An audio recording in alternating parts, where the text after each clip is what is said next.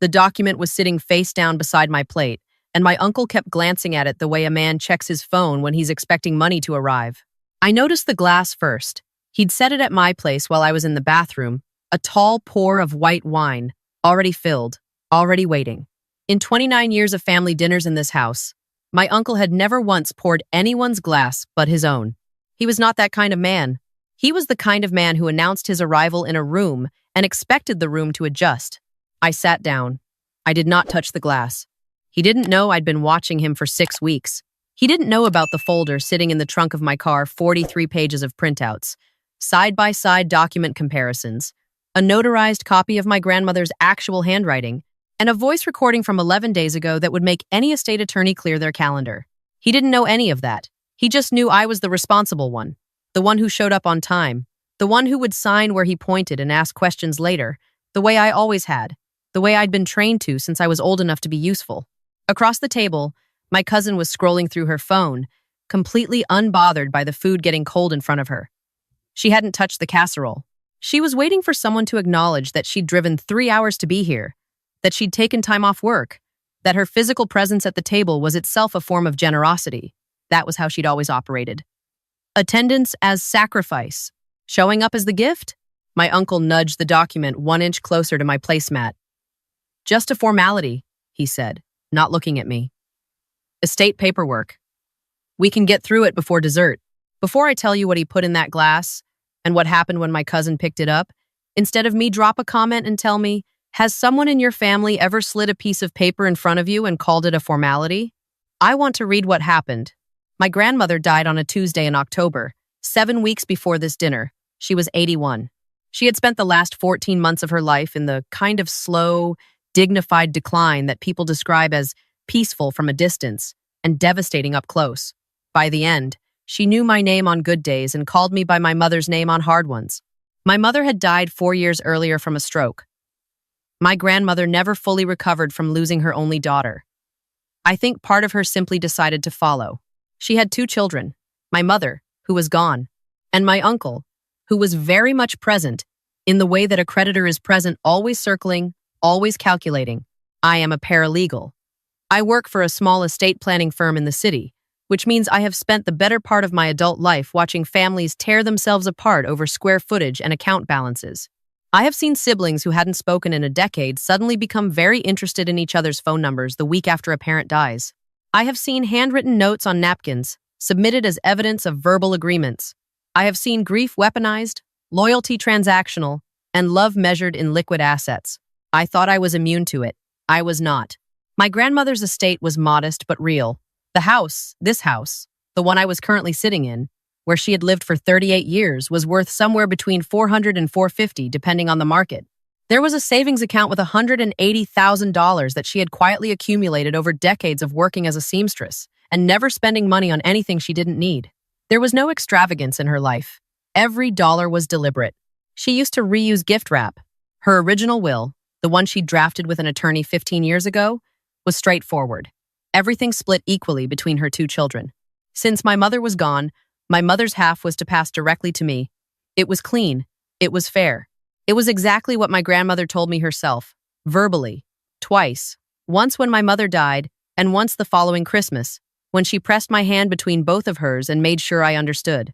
This house is your mother's house too, she said. And when I'm gone, it becomes yours. I believed her. I had no reason not to. The first thing my uncle did after the funeral was find a new attorney, not the family's attorney, not the one who had drafted the original will.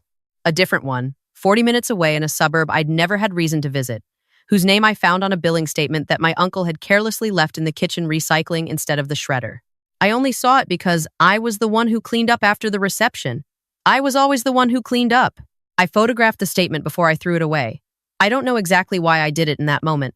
Some reflex, something in my chest that had been quietly tracking anomalies for years without giving them a name. I started paying attention after that.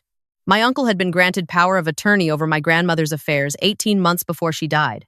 He'd convinced her it was practical, she was forgetting things. He said, someone needed to manage the accounts, handle the bills, make sure nothing fell through the cracks.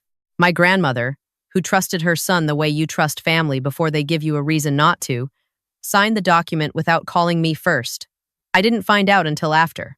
By then, it was done. What I didn't know, for the 14 months that followed, was exactly how he was using it. I found out through a paralegal colleague of mine who owed me a favor and knew how to request certain records without creating noise. What she found took me 3 days to fully process. My uncle had, using the power of attorney, accessed my grandmother's accounts on 9 separate occasions over the course of a year. The total withdrawn was $86,000, moved in increments small enough to avoid automatic flags, moved to an account I'd never heard of. The money was, I would later confirm, going directly to a private lender who specialized in exactly the kind of debt that doesn't get reported to credit bureaus and doesn't get collected through polite letters. My uncle had a problem. He'd had it for years. He managed it the way people manage problems they refuse to name by rotating it, feeding it just enough to keep it quiet, and borrowing from whatever soft target was closest. For a long time, the soft target had been my grandmother herself, who gave him money freely because she loved him, and because admitting the truth about her son would have required her to hold 2 things at once that didn't fit together. After she got sick, he stopped asking and started taking. The $86,000 was already gone. Now he needed more.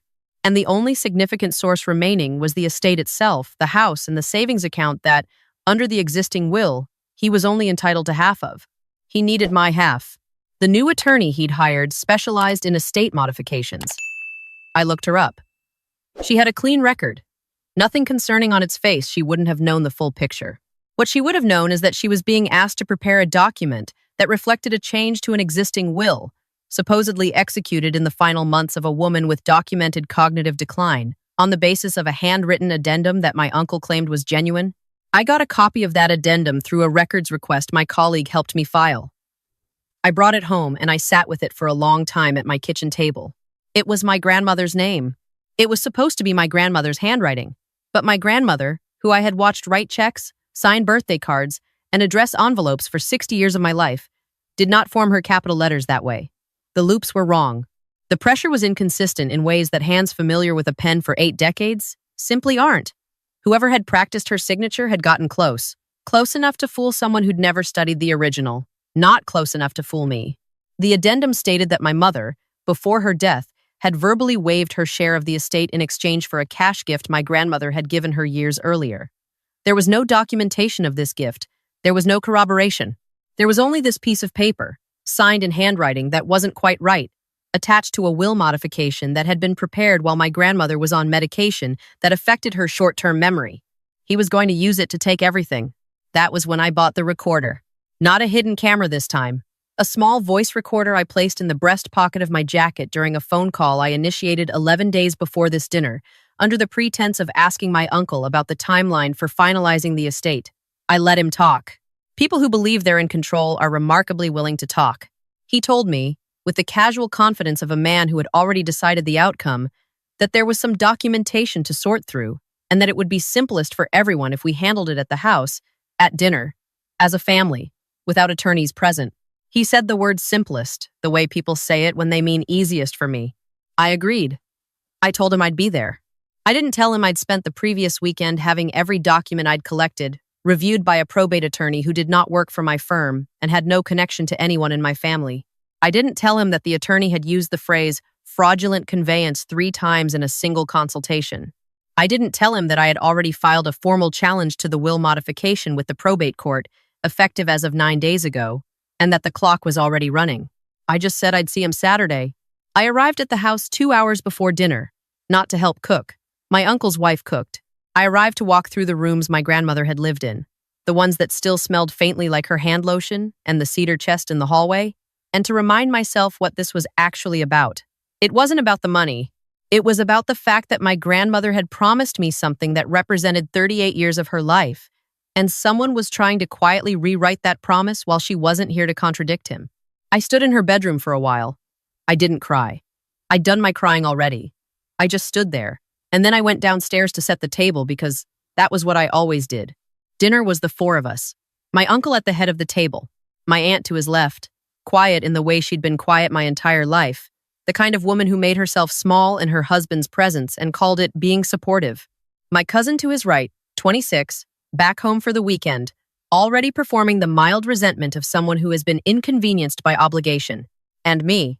My uncle had opened a bottle of white wine before I arrived. He poured for everyone at the table except himself. He was having whiskey, and then he excused himself to the kitchen for a moment when my aunt called for help finding a serving spoon. He was gone for less than 90 seconds. I watched the kitchen doorway the entire time, not anxiously, steadily, the way you watch something you've already thought through. When he came back to his seat, he was carrying the serving dish my aunt had asked for. He set it down. He glanced at my glass. Then he looked at me and smiled the particular smile of a man who believes something is about to resolve itself in his favor. I had not touched the wine. Here is what I knew from the recording 11 days earlier. My uncle's debt was due to be collected within the month. He had stalled his lender twice already. The estate couldn't be transferred without my signature on the waiver document, and he'd been unable to pressure me into a meeting with his attorney because I kept citing scheduling conflicts. This dinner was his solution. Get me relaxed. Get me compliant. Get the signature before I read the fine print. He wasn't a violent man. He wasn't a killer. What he was a man who had spent decades finding the path of least resistance through every problem. And the path of least resistance here was to make sure that when he put a document in front of me, I would be loose enough and trusting enough to sign without pulling out my phone to cross-reference the language. I don't know what he used. I didn't have it tested. I know that whatever it was, the effect on my cousin became apparent within 40 minutes of her finishing her glass. The glass that I had quietly switched with mine when she reached across the table to grab the bread basket, and her arms swept through the space between our place settings. She didn't notice. My uncle noticed. He watched me do it, and I looked directly at him as I did it, and I did not look away first. His face did something complicated. It was a small movement, almost nothing. His jaw tightened. His eyes went from my face to the glass, now sitting beside my cousin's plate, and I watched him do the math in real time. He glanced at his wife, who was asking my cousin something about her drive down. He looked at the document, still sitting face down beside my placemat. He looked at the clock above the refrigerator. He picked up his whiskey and took a long, slow drink. He did not say anything. He did not knock the glass out of her hand. He did not find a reason to clear her place setting or spill something. He sat there and made a decision. And the decision he made was the same calculation a certain kind of person always makes when they believe the outcome serves them regardless of who pays the cost. The plan required a signature. If he stopped her from drinking, he'd have to explain why. He'd have to admit something was wrong with the wine. The plan would collapse. I would know. And whatever was bearing down on him at the end of the month would arrive without the money he needed to stop it. He needed a signature tonight. He needed someone compliant. And if it wasn't me, his unconscious eyes said across the table, the woman who would be signing her share over to him anyway once she got her inheritance, well, in a pinch. He let her drink. I watched my cousin finish the glass. I watched her set it down. I watched my uncle breathe. For the first 30 minutes, nothing visible happened. My aunt refilled plates. My uncle made a point of turning the conversation to logistics, the timeline for probate, how these things usually went, how much simpler it was when families handled things privately and agreed on terms before getting courts involved. He kept using the word we. We need to get this sorted. We should be aligned before attorneys start billing us. Every time he said we, he slid his eyes toward me to measure whether it was landing. It wasn't. Around the 40-minute mark, my cousin put her fork down. I feel really off, she said. She pressed the back of her hand against her forehead. Like dizzy? My vision's kind of strange. My aunt looked at her immediately. Did you eat lunch today? You never eat enough when you travel. I ate, my cousin said. She sounded confused. She pushed back from the table slightly. I need a second. My uncle's expression had become very still. The kind of still that isn't calm. The kind that's suppressing something. Probably just tired from the drive, he said. His voice was flat, controlled. The voice of someone working very hard not to let anything through. My cousin tried to stand up. Her hand caught the edge of the table. She sat back down heavily. Something's wrong, she said. And this time she wasn't confused. She was scared. My aunt was out of her chair immediately. Sweetheart, call 911, I said. The table went silent. My uncle looked at me. Let's not overreact. She probably just needs some water and call 911, I said again. Same tone. Same volume. She needs to be seen by someone who knows what they're doing. She's fine. She's just... I stood up. I reached into my jacket pocket and placed my phone on the table. Screen up, recording app running. I'd started it when he left for the kitchen. Do you want to call? I said. Or do you want to keep explaining to me why she's fine? My aunt looked at my uncle. My uncle looked at the phone. He did the same calculation he'd been doing all evening, and this time the math finally came back different. He picked up his phone and dialed. While we waited, he tried twice to reach across the table and take my phone. The first time I covered it with my hand. The second time I put it in my pocket. "You don't know what you're doing," he said quietly, so my aunt couldn't hear. My cousin was leaning against my aunt's shoulder, eyes half closed, breathing shallow. "I know exactly what I'm doing," I said. "I've known for 6 weeks." The paramedics arrived in 4 minutes. My cousin was conscious but non-responsive in any meaningful way. She couldn't answer questions accurately, kept losing the thread of what she was saying mid-sentence, and her blood pressure had dropped enough that they made the call to transport immediately. My aunt went with her. She held her daughter's hand the entire way to the ambulance and did not look at her husband once. My uncle stood in the driveway and watched the ambulance leave. When the lights disappeared around the corner, he turned to me. "We were alone on the front porch of my grandmother's house. Whatever you think happened tonight," he started. "I know what happened tonight," I said. "I switched our glasses when you were watching and you made a choice." His face went through several things quickly. Denial, calculation, something that might have been shame, but dressed itself as anger the way it always does in men who don't have the vocabulary for remorse. "You can't prove anything." I reached into the back seat of my car, which was parked in the driveway, and I pulled out the folder, 43 pages. I held it up so he could see the volume of it. Then I set it on the hood of his car. "That's a copy," I said. "The original is with a probate attorney who filed a formal challenge to your will modification 9 days ago." Inside that folder is a side-by-side handwriting analysis of Grandma's authentic signature versus the one on the addendum you submitted. There's a forensic accountant's summary of the 9 withdrawals you made using the power of attorney, with dates and amounts. There's a recorded conversation between you and me from 11 days ago in which you explicitly referenced the document you wanted me to sign tonight and your reasons for keeping attorneys out of the room. I pulled my phone out and held it up. "And this is from tonight. It starts when you went to the kitchen." He stood very still. The way a person stands when they are recalculating every assumption they've made and finding that none of them hold. "The will modification doesn't hold up," I said. "The handwriting alone is enough, but the capacity question makes it worse for you. She was on 2 medications, affecting cognition, when that document was supposedly signed, and her treating physician has already agreed to provide a statement. You used a power of attorney to take $86,000 from an elderly woman with dementia, and tonight you allowed your daughter to ingest something you knew was in that glass because you needed a compliant signature and you ran out of better options." His mouth opened. Nothing came out. "I am not going to tell you what to do next," I said. "But I will tell you that the probate court already has everything in that folder. And the detective I spoke to last week has copies of the financial records. What happens from here is not really up to either of us anymore." I got in my car. My cousin spent 2 nights in the hospital. They identified the substance, a common over-the-counter sleep aid, in a quantity that, in a smaller person or someone with certain sensitivities, could have caused a serious cardiac event. It was not nothing. The attending physician used the words "deliberate" and "dangerous" in his notes. My uncle was interviewed by police the following week. His attorney advised him not to answer questions about the will modification or the financial withdrawals, which was probably the first competent advice he'd received in years.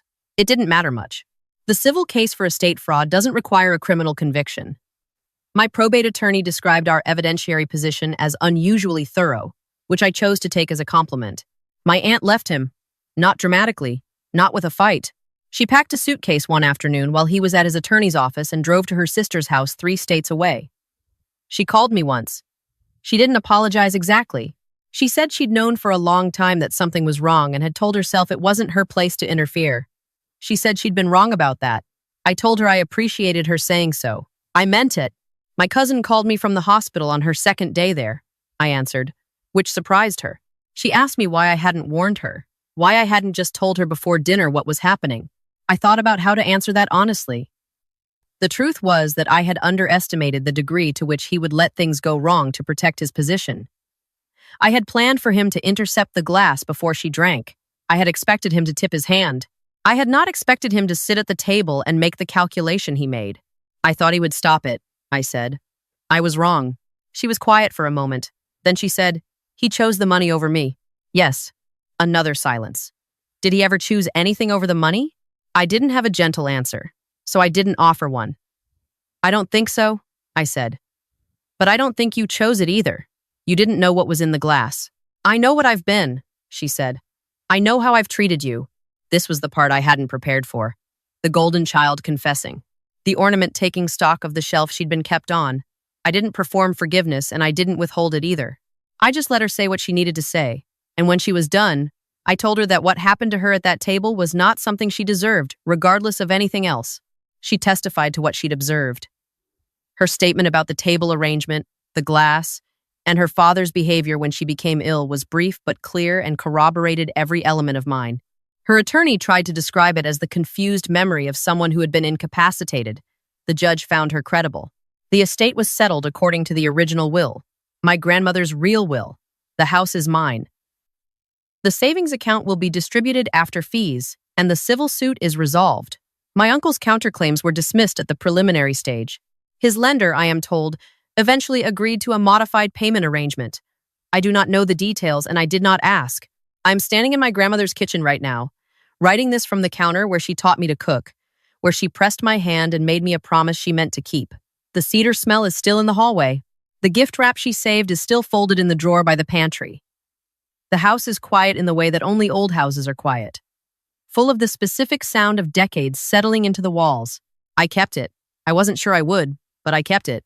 Not because it was financially the obvious choice, because my grandmother spent 38 years turning this place into something, and the least I can do is make sure it stays in the hands of someone who remembers what those years cost her.